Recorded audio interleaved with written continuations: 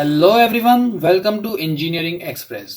ये video lecture number 3 होने वाली है डेटाबेस मैनेजमेंट सिस्टम सब्जेक्ट के यूनिट 1 की। एंड आज के इस लेक्चर के टॉपिक होने वाले हैं data abstraction in DBMS, database management system architecture, data independency. I hope इससे पिछले लेक्चर्स आपने देख लिए होंगे। अगर अभी तक आपने वो लेक्चर्स नहीं देखे हैं तो पहले उन्हें एक बार देख लीजिए, क्योंकि आने वाले लेक्चर्स पिछले लेक्चर से कनेक्टेड होंगे। एंड नोट्स आप व्हाट्सएप के थ्रू परचेज कर सकते हैं। सो स्टार्ट करते हैं हमारा पहला टॉपिक, जो कि है डेटा एब्स्ट्रैक्शन इन डीबीएमएस।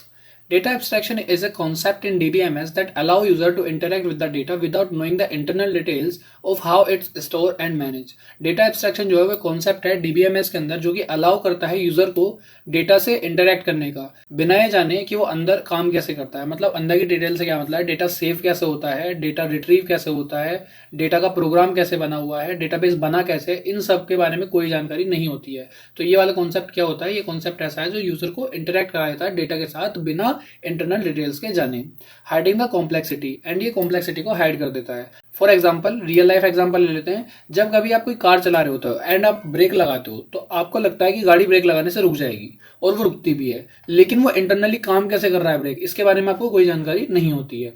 अब डेटा एब्स्ट्रैक्शन के अंदर डिफरेंट लेवल होते हैं। कौन कौन से? व्यू लेवल होता है, कॉन्सेप्शन लेवल होता है, फिजिकल लेवल होता है, एंड फिजिकल लेवल आपका डेटाबेस से लगा होता है।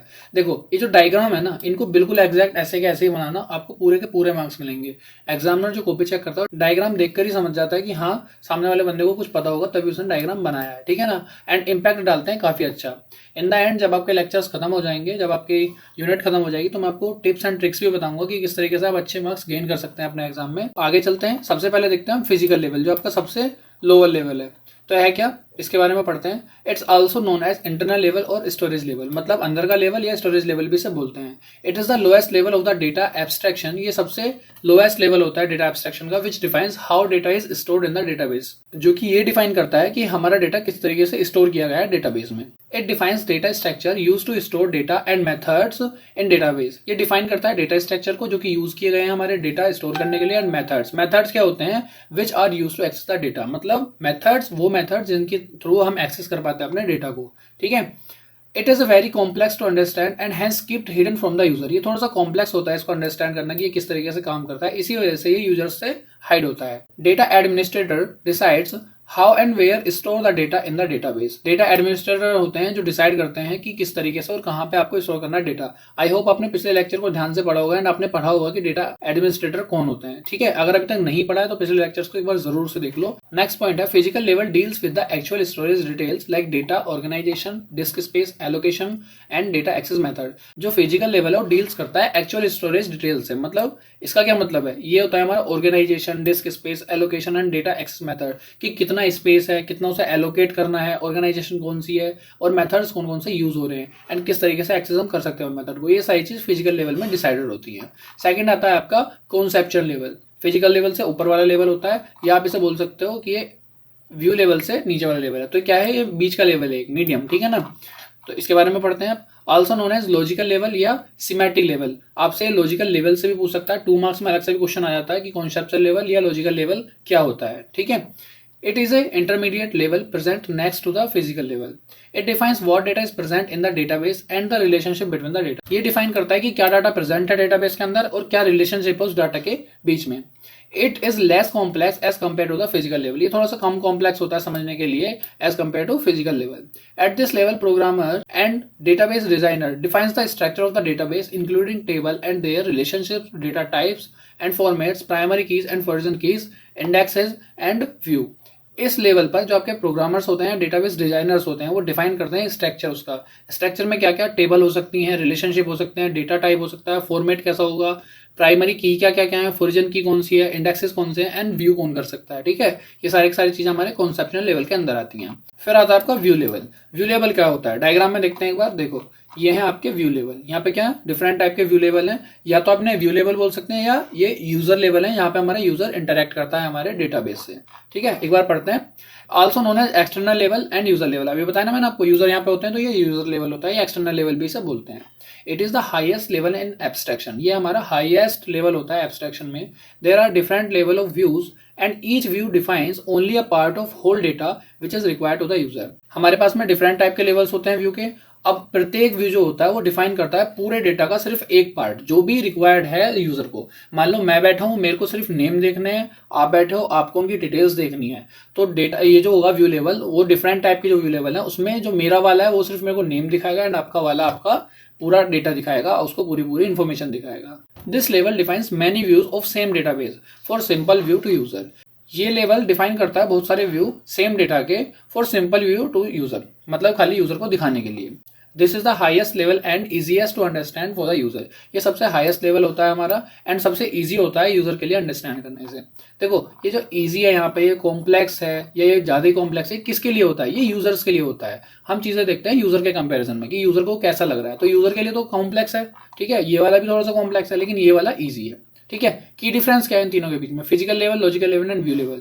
फिजिकल लेवल क्या? Focus on storage and retrieval. Logical level focus on data organisation and relationship and view level focus on user interaction and presentation.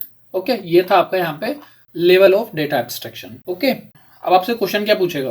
Question पूछेगा explain data abstraction and DBMS and explain its level also, ठीक है। ये आपसे 2 marks में अलग से question आ जाएगा। What do you understand by physical level, या फिजिकल लेवल क्या होता है, या इंटरनल लेवल नाम से पूछ सकता है, या स्टोरेज लेवल नाम से पूछ सकता है। ये जो इनके नेम लिखे हैं ना, ये कई बार इन नाम से भी पूछे जाते हैं। जैसे कि हमारा कॉन्सेप्चुअल लेवल है, इसको तुम लॉजिकल लेवल नाम से भी कई बार देखोगे ये पूछा गया है, एंड कई बार सिमेटिक लेवल से भी ये पूछा गया है। तो इनको एक बार ध्यान से पढ़ लेना क्या होते हैं, ठीक है। 2 मार्क्स में अलग से भी क्वेश्चन आ सकता है, वैसे भी आप पूरे 7 मार्क्स में आपका क्वेश्चन आ जाएगा। नेक्स्ट आता है आपका डीबीएमएस आर्किटेक्चर। काफी इंपोर्टेंट टॉपिक है एग्जाम पॉइंट ऑफ व्यू से। पढ़ते हैं क्या होता है। DBMS design depends upon the architecture. जो हमारा डीबीएमएस का डिजाइन होता है वो डिपेंड करता है उसके आर्किटेक्चर पर। आर्किटेक्चर जो होते हैं हमारे वो 3 टाइप के होते हैं। कौन कौन से? 1 tier, 2 tier and 3 tier. DBMS architecture depends upon how user are connected to their database to get their request done. DBMS architecture depend करता है हमारे यूजर पे कि कैसे यूजर कनेक्ट कर रहा है डेटाबेस से अपने रिजल्ट को पाने के लिए, ठीक है। तो ये 3 टाइप का होता है, मैंने आपको बताया। सबसे पहला इसमें 1 टायर आर्किटेक्चर। इंपॉर्टेंट है आपके इसके टाइप, ठीक है ना। ये ज्यादातर नहीं पूछा जाता कि डीबीएमएस आर्किटेक्चर क्या होता है, पूछा जाता है कि टाइप ऑफ डीबीएमएस आर्किटेक्चर क्या है। ये आपसे 1 टायर, 2 टायर, 3 टायर तीनों का नाम देगा, आपसे पूछ लिया जाएगा ये क्या होते हैं। 1 टायर आर्किटेक्चर क्या होता है? In this architecture the database is directly available to the user. It means the user can directly sit on the DBMS and use it. इस आर्किटेक्चर में डेटाबेस जो है वो डायरेक्टली अवेलेबल होता है यूजर के लिए। मतलब डेटाबेस सामने होगा, सामने कैसे? कंप्यूटर में होगा, एंड यूजर जो है डायरेक्टली सामने बैठ के उसको यूज कर सकता है, उसमें डेटा रिट्रीव कर सकता है, उसमें डेटा ऐड कर सकता है, डिलीट कर सकता है, अपडेट कर सकता है। Any changes done here will directly be on the database itself. It does not provide handy tool for and user. ये एंड यूजर यानी हमारे लिए कोई ऐसा एप्लीकेशन वगैरह हमें प्रोवाइड नहीं करता है जिसके थ्रू हम डेटाबेस में कुछ भी चेंज कर पाए, हमें सामने बैठ के उसमें चेंज करना पड़ेगा। And 1 tyre architecture is used for development. 1 tier architecture जो होता है वो यूज होता है हमारा डेवलपमेंट के लिए, for logical applications where programmer can directly communicate with the database for quick response. जहां पे हमारे प्रोग्रामर्स जो है वो डायरेक्टली कम्युनिकेट कर पाते हैं डेटाबेस से क्विक रिस्पॉन्स के लिए, ठीक है। 2 टायर आर्किटेक्चर की बात करते हैं।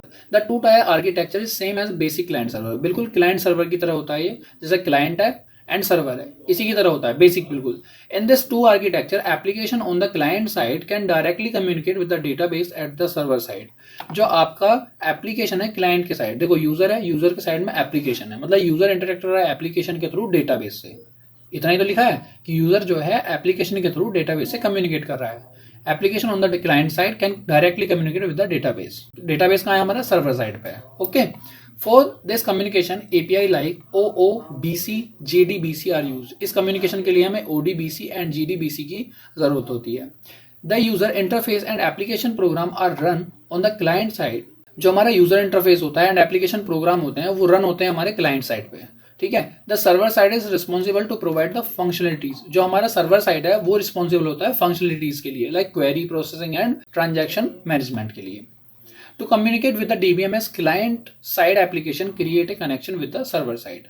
अब communicate करने के लिए जो हमारी client side की application है वो क्या करती है? वो कनेक्शन बनाती है डेटाबेस से। ये वाला जो दिख रहा है ना आपको, ये कनेक्शन बनाया हुआ है एंड इसके थ्रू यूजर एप्लीकेशन से डेटाबेस से कम्युनिकेट कर पाता है, ठीक है।